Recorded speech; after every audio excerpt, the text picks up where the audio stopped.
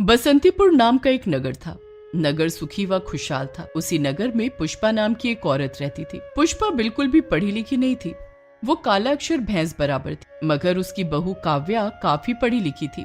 काव्या अपने आप को बहुत होशियार मानती थी। काव्या के बराबर पूरे गांव में इतना पढ़ा लिखा कोई नहीं था। काव्या अपनी सास की भी कद्र नहीं करती थी। एक दिन की बात है, काव्या की कुछ फ्रेंड्स काव्या से मिलने आई। Hi Kavya, how are you? I am fine Nisha, please come in and sit here. उन दोनों को इस तरह बातें करते देख काव्या की सास पुष्पा को अपनी बहू पर बड़ा फक्र होता है, लेकिन जब उसकी बहू की नजर अपनी सास पर पड़ती है तो उसको बड़ा गुस्सा आता है। तभी काव्या की फ्रेंड काव्या से पूछती है, अरे काव्या, ये लेडी कौन है? इतने पुराने कपड़े तो मेरी नौकरानी भी नहीं पहनती। अरे ये मेरी नौकरानी ही है, बेचारी पढ़ी लिखी नहीं है ना, इसलिए शायद हम दोनों की बातें सुनने के लिए खड़ी है। अरे नहीं काव्या, ऐसे लोगों को ज्यादा सर पर मत बैठाया करो, ये लोग बात को सुनकर इधर उधर करती हैं। और फिर आजकल का जमाना यंग सर्वेंट रखने का है, तुम कहाँ इस एक्सपायरी डेट की बुढ़िया को रखे हुए हो? काव्या अपनी सास की बेइज्जती को चुपचाप सुनती रहती है, लेकिन पुष्पा चुपचाप खड़ी रहती है, उसकी बात का कोई जवाब नहीं देती। जब काव्या की फ्रेंड चली जाती है तब पुष्पा काव्या से कहती है, बहू, तुम्हारी सहेली ने मुझे नौकर कहा, इसका मुझे गम नहीं, लेकिन इस बात का दुख है कि जब लोग पढ़ लिख जाते हैं तो बुजुर्गों की इज्जत क्यों नहीं करते। देखिए माँ जी, ये हाई सोसाइटी की बात है, तुम जैसे अनपढ़ों को समझ नहीं आएगी, और वैसे भी यहाँ पढ़ा लिखा कोई है भी नहीं। वो तो भगवान का शुक्रिया अदा करो कि मुझ जैसी पढ़ी लिखी बहू इस गांव को मिल गई। तुम सब तो काला अक्षर भैंस बराबर हो। हाँ, ये बात सुनकर पुष्पा को गुस्सा तो बहुत आया, लेकिन उसने मन में ठान लिया था कि वो भी अपनी बहू से ज्यादा पढ़कर दिखाएगी, लेकिन उसे कुछ समझ नहीं आ रहा था कि वो क्या करे। एक दिन की बात है, पुष्पा की तबीयत थोड़ी खराब थी और उसकी बहू घर पर नहीं थी। घर पर कुछ दवाएं तो रखी थी, लेकिन पुष्पा को पढ़ना नहीं आता था, इसीलिए वो दवा खाने से डर रही थी। तभी काव्या घर आई और पुष्पा ने काव्या से कहा, बेटी, बहू, मुझे तेज बुखार आ रहा है, तुम जरा इसमें से पढ़कर बता दो कि कौन सी दवाई बुखार की है। ओफो माँ जी, मैंने क्या इसी दिन के लिए पढ़ाई की थी कि आपकी फालतू बातों के लिए अपना टाइम खराब करूं? आपको पहले बताया था ना कि ग्रीन पत्ते वाली दवा बुखार की है और वो येलो वाली कोल्ड फीवर की। हाँ बेटी, बताया तो था, लेकिन इसमें ग्रीन और येलो कौन सी ये समझ नहीं आ रहा।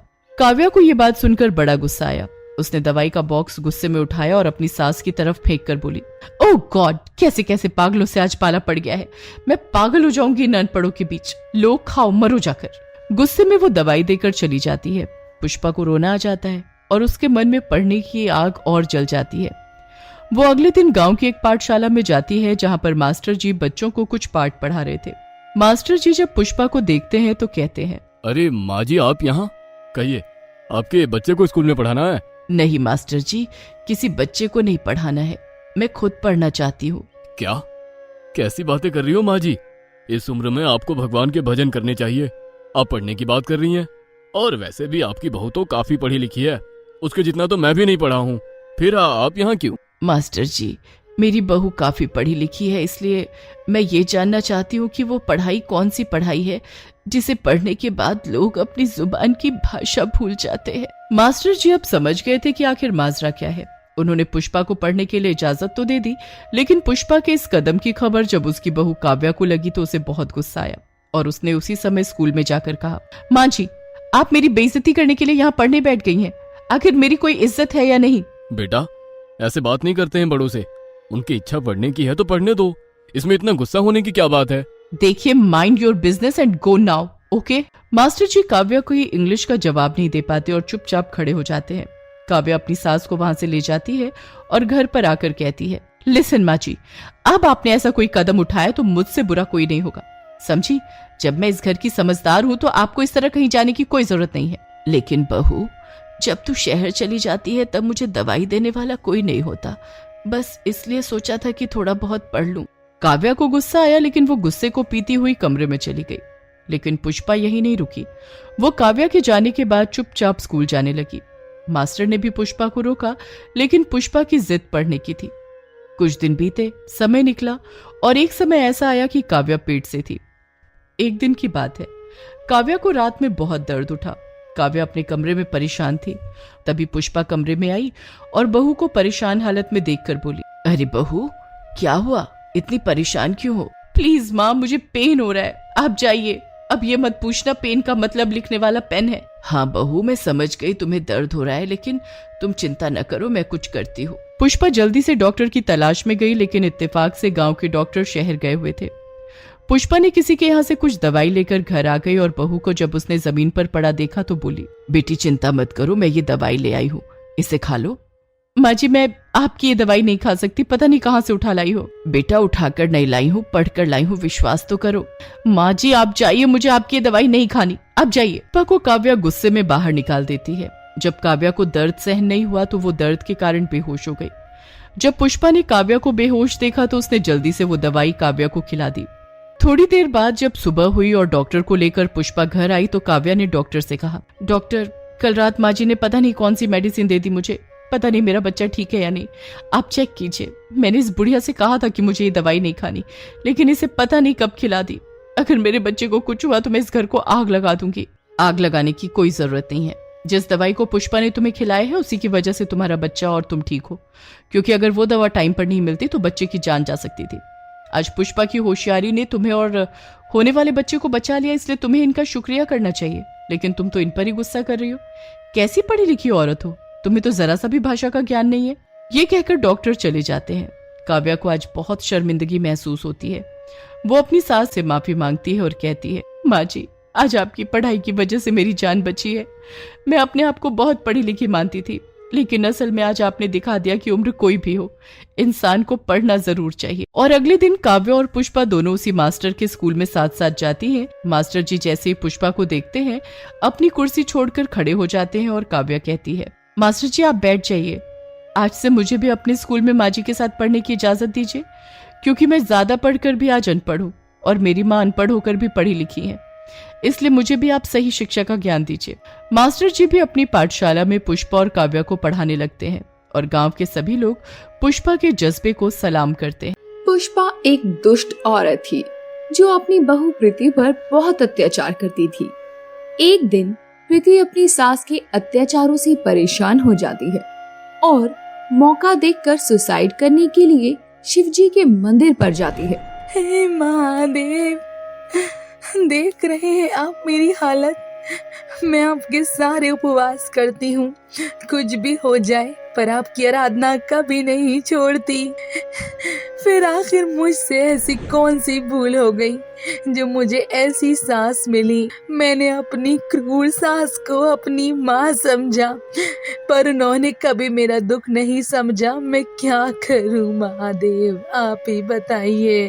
अब मैं और अपनी सास के साथ अपनी जिंदगी नहीं बिता सकती, मुझे अपने पास बुला लो। प्रीति अपनी सास के अत्याचारों से इतनी दुखी हो चुकी थी कि वो शिवजी के सामने ही अपना दम तोड़ना चाहती थी और इसीलिए प्रीति शिवलिंग पर अपना सर पटकने लगती है। कुछ देर बाद शिवलिंग के पीछे से एक तेज पीले रंग की रोशनी निकलती है, जिसे देखकर प्रीति की आंखों के सामने अंधेरा छा जाता है और कुछ देर बाद प्रीति अपने घर जाती है। पर इस बार प्रीति की आंखों में आंसू नहीं बल्कि खुशी की चमक थी। प्रीति आराम से घर जाकर अपने लिए खाना निकालती है, पर तभी वहाँ पुष्पा आ जाती है और प्रीति के हाथों से खाना छीनकर उसे फेंक देती है। क्यों री कलमुही, भूल गई क्या कि तुझे 3 दिन में 1 दिन खाना होता है? कल ही ठूसा था तूने खाना, फिर आज तेरी खाना लेने की हिम्मत कैसे हुई दोबारा? सासू माँ, ऐसी कौन सी किताब में लिखा है कि जो सासू माँ बोलेगी बेचारी बहू वही करेगी, और आपने खाने का अनादर किया है, आपको इसकी सजा मिलेगी। अब 3 दिनों तक आपको खाना नहीं मिलेगा। पुष्पा एक चमचा उठाकर गैस पर गर्म कर लेती है और जैसे ही प्रीति के हाथ को जलाने के लिए जाती है, वैसे ही प्रीति उसका हाथ पकड़ लेती है और उल्टा प्रीति अपनी सास का हाथ जला देती है। ओहो माँ जी, बहुत दर्द हो रहा होगा ना? इसी तरह से मुझे भी दर्द होता है। बहुत सह लिया मैंने और बहुत कर लिया आपने मुझ पर अत्याचार। अब आपके किए की सजा तो आपको मिलेगी, क्योंकि मैंने अपने किए की सजा भुगत ली है। इस बार प्रीति अपनी सास के अत्याचारों को नहीं सहती और वहाँ से चली जाती है, पर पुष्पा की आंखें फटी की फटी रह जाती है। जो अपनी सास के नाम से ही थर थर कांपने लगती थी, वो आज अपनी सास को आंखें दिखा रही थी और उसने अपनी ही सास को चोट पहुंचाई। आखिर ऐसा भी क्या हुआ इस कलमुही के साथ? इसकी हिम्मत कैसे बढ़ गई? मुझे फिर से इसे सीधा करना होगा। हे महादेव, देख रहे हो ना किस तरह से इस चुड़ैल ने मेरा हाथ जला दिया। पता नहीं अब कब तक मेरा हाथ ठीक होगा। पुष्पा अपना जला हुआ हाथ लेकर कमरे में बैठ जाती है। अब इसी तरह से कुछ दिन बीत जाते हैं। ऐसे ही एक दिन प्रीति आराम से सो रही थी और तभी पुष्पा आकर उसके मुंह पर ठंडा पानी मारती है। क्यों रे करमजली, तेरे बाप ने तेरी शादी मेरे बेटे से इसीलिए कराई थी ताकि तू इस घर में आके अपनी नींद पूरी कर सके। रोज मैं ही घर के काम नहीं करूंगी, आज तुझे घर का काम करना होगा। मैं भी देखती हूँ तू आज कैसे मुझे नचाती है। सासू माँ, मेरी नींद खराब करके आपने अच्छा नहीं किया। अभी तो ये बस शुरुआत है, आगे आगे देखती जा मैं तेरे साथ कितना बुरा करती हूँ। प्रीति को अपनी सास पर बहुत गुस्सा आता है और देखते ही देखते प्रीति की आंखों का रंग बदल जाता है और वो एक साधारण इंसान से अर्ध नागिन बन जाती है।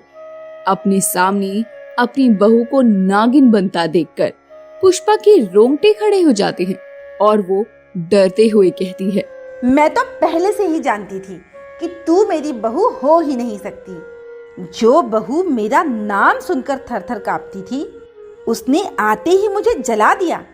सच बता, तू कौन है? वरना देख ले, तेरे साथ बहुत बुरा होगा। बुढ़िया, तू अपनी बहू के साथ बहुत बुरा करती थी, इसलिए तेरी बहू की जगह मैं लेकर आई हूँ। और हाँ, मैं तेरी बहू नहीं बल्कि एक इच्छाधारी नागिन हूँ। अब तुझे तेरी बहू तब तक नहीं मिलेगी जब तक तू सुधर नहीं जाती। अब देखते हैं तुझे मुझसे कौन बचाता है। आज मैं तुझे डस लूंगी और तेरा किस्सा ही खत्म कर दूंगी। पुष्पा अपने दोनों हाथों को जोड़कर नागिन के सामने खड़ी हो जाती है और उससे कहती है, मुझे मत मारो, मैं अपनी गलती मानती हूँ और मैं तुमसे वादा करती हूँ कि मैं अपनी बहू को कभी परेशान नहीं करूँगी। अगर मैंने अब कभी उसे परेशान किया तो तुम आकर मुझे डस लेना। प्लीज मुझे मेरी बहू लौटा दो। ठीक है, मैं यहाँ से जा रही हूँ, पर अगर तू नहीं सुधरी तो मैं वापस आऊंगी। इतना बोलकर नागिन एक बार फिर इंसानी रूप ले लेती है और शिवजी के मंदिर में चली जाती है और शिवजी के सामने अपने हाथों को जोड़कर उनसे कहती है, धन्यवाद शिव जी, आप खुद प्रकट हुए और आपने मुझे मेरी पिछली जिंदगी के बारे में सब याद दिलाया और मुझे मेरे पिछले जन्म की कुछ शक्तियाँ भी दी। ये तेज रोशनी कैसी है? मुझे कुछ दिखाई क्यों नहीं दे रहा है? ये मेरे साथ क्या हो रहा है? प्रीति, ये तुम्हारे पिछले जन्मों का कर्म है जो तुम्हें इस जन्म में भुगतना पड़ रहा है। पिछले जन्म में तुम एक इच्छाधारी नागिन थी और तुमने एक माँ से उसके बच्चे को छीन लिया और उसकी बलि चढ़ा दी। इसीलिए उस माँ ने तुम्हें श्राप दिया कि इस जन्म में वह तुम्हारी सास बनेगी और तुम्हें इतना सताएगी कि तुम खुद अपनी जान लेने पर उतारू हो जाओगी। इतना बोलकर भगवान शिव जी प्रीति के सामने एक दृश्य प्रकट करते हैं जिसमें प्रीति गलती से जंगली सांप के बदले एक इच्छाधारी माँ के बच्चे की बलि चढ़ा देती है और किस तरह से वो इच्छाधारी नागिन प्रीति को श्राप देती है। मुझे इतना बड़ा श्राप मत दो, मुझे मेरे किए की सजा इसी जन्म में दे दो। मैं मानती हूँ मुझसे बहुत बड़ी गलती हो गई, पर मुझ पे थोड़ी सी तरस खाओ। मैं भी एक माँ हूँ, मैं अपना श्राप वापस नहीं ले सकती, पर क्योंकि तुम भी एक माँ हो इसलिए मैं तुम्हें एक वरदान देती हूँ। पिछले जन्म में मैं जब तुम पर अत्याचार करूँगी तो तुम अपने असली नागिन के रूप में आकर मुझे सुधारना। इससे मुझे मेरे किए की सजा मिलेगी और तुम्हें तुम्हारे किए की सजा। प्रीति, तुम्हारी सजा पूरी हुई, इसीलिए मैं तुम्हें तुम्हारी नागिन शक्तियाँ दे रहा हूँ ताकि तुम अपनी सास को सुधार सको। आपका बहुत बहुत धन्यवाद महादेव। अब मैं शायद अपने ससुराल में अपनी सास के साथ हंसी खुशी रह सकती हूँ। अब मुझे आज्ञा दीजिए। प्रीति महादेव को धन्यवाद करके अपने ससुराल वापस जाती है। प्रीति को देखते ही पुष्पा की जान में जान आ जाती है और वो उससे अपनी गलतियों की माफी मांगती है। साथ ही साथ प्रीति भी अपने पिछले जन्म की गलतियों की माफी अपनी सास से मांगती है, जिसके बाद फिर कभी पुष्पा प्रीति पर अत्याचार नहीं करती और ना ही प्रीति अपनी सास को तंग करती। हल्दीपुर नाम का एक गांव था। उस गांव में अम्बा नाम की एक औरत रहती थी। अम्बा बहुत ही डेंजर किस्म की औरत थी। लोग उससे डरते भी बहुत थे। अम्बा का एक बेटा था आलोक, जो बहुत सीधा था और शहर में पढ़ता था। अम्बा का सिक्का पूरे गांव में खूब चलता था। लोग तो यहाँ तक कहते थे कि अरे इस अम्बा ने अपने पूरे गांव में बहुत धाक जमा रखी है, देख लेना इसके लड़के का ब्याह होना मुश्किल हो जाएगा। सही कहा भैया, पता नहीं पिछले जन्म में डाकू थी लगता है। ये औरत अपने आदमी को भी खा गई। तभी अम्बा वहाँ आ जाती है और लोगों को इकट्ठा खड़े देखकर उनसे कहती है, अच्छा, यहाँ खड़े होकर मेरे खिलाफ साजिश रची जा रही है। अरे कुछ नहीं अम्बा ताई, हम तो आपके बेटे के ब्याह की बात कर रहे थे। उसकी शादी कब कर रही हो? अरे जल्दी कर दूंगी, समय तो आने दो। कुछ दिन बीतने के बाद गांव में अचानक से लोगों को लूटने का दौर शुरू हो गया था। अक्सर लोगों को रात के अंधेरे में एक औरत लूट लिया करती थी। एक दिन अम्बा का बेटा आलोक एक लड़की के साथ घर आया और अम्बा ने जब उन दोनों को देखा तो कहा, अरे आलोक, ये लड़की कौन है तेरे साथ? माँ ये प्रिया है, मैंने इससे शादी कर ली है। अम्बा ने शादी की बात सुनी तो उसे बहुत क्रोध आया, लेकिन अपनी नई बहू का मासूम चेहरा देखकर उसने अपना गुस्सा पी लिया और उन दोनों को माफ करके अपनी बहू को स्वीकार कर लिया। एक दिन की बात है, प्रिया अपने पति आलोक से बोली, सुनो जी, आज कहीं घूमने चलें? इतनी रात में कहाँ जाएंगे यार, ये कोई शहर नहीं है, गांव है गांव। तभी तो कह रही हूँ, मैंने गांव के बारे में किताबों में पढ़ा है, कभी ढंग से देखा नहीं है, इसीलिए प्लीज मुझे ले चलो ना। आलोक प्रिया का दिल रखने के लिए हाँ कर देता है। रात के अंधेरे में दोनों गांव के किनारे घूमते हुए नदी के पास आ जाते हैं। तभी मुंह ढके हुए एक औरत आती है और कहती है, अच्छा, तो आज तुम लोग लुटने के लिए आए हो? चलो जल्दी से जो कुछ भी है इस लुटेरी डॉन को दे दो, नहीं तो जान से जाओगे। आलोक तो डर के मारे कांपने लगता है, लेकिन प्रिया उससे कहती है, कौन हो तुम और गांव के लोगों को क्यों लूटती हो? तभी वो औरत अपने हाथ से पाउडर उन दोनों की तरफ फेंक देती है, जिससे प्रिया और आलोक बेहोश हो जाते हैं और वो औरत उन दोनों के कीमती सामान उनसे लूट लेती है। जब सुबह ये बात गांव में फैली तो सब लोग अम्बा के ऊपर हंसने लगे और बोले, अरे तुमने सुना है कलुआ, कल रात उस लुटेरी डॉन ने अम्बा के बेटे और बहू को ही लूट लिया। वैसे तो ये अम्बा पूरे गांव में पहलवान बनती फिरती है, अब कुछ नहीं कर पाई। सभी लोग अम्बा पर बहुत हंसते हैं। अम्बा भी अपनी शर्म के मारे घर से बाहर नहीं निकलती है। प्रिया अम्बा से कहती है, माँ, मैंने उस औरत को देखा है, वो मुंह पर कपड़ा लपेटे हुए थी, बिल्कुल आपकी जैसी लग रही थी, पर पता नहीं उसने क्या किया, हम दोनों को बेहोश ही कर दिया। ये सब तेरी वजह से हुआ है। मैंने कहा था ना कि लुटेरे इस गांव को लूट रहे हैं, फिर भी तूने नहीं मानी। अब मेरी बेइज्जती करा दी ना। अम्बा अपनी बहू पर बहुत गुस्सा होती है। प्रिया भी रूठकर अपने कमरे में चली जाती है। रात के 2 बज चुके थे। गांव में सन्नाटा फैला हुआ था। रामू काका जो दिन में अम्बा पर हंस रहे थे, वो रात के समय कहीं से वापस आ रहे थे। तभी उन्हें उसी लुटेरी डॉन ने पकड़ लिया और बोली, अब आया है हाथ में मोटा बकरा, चल जो भी है मुझे दे दे, नहीं तो मारा जाएगा। मुझे छोड़ दो, मेरे पास कुछ नहीं है।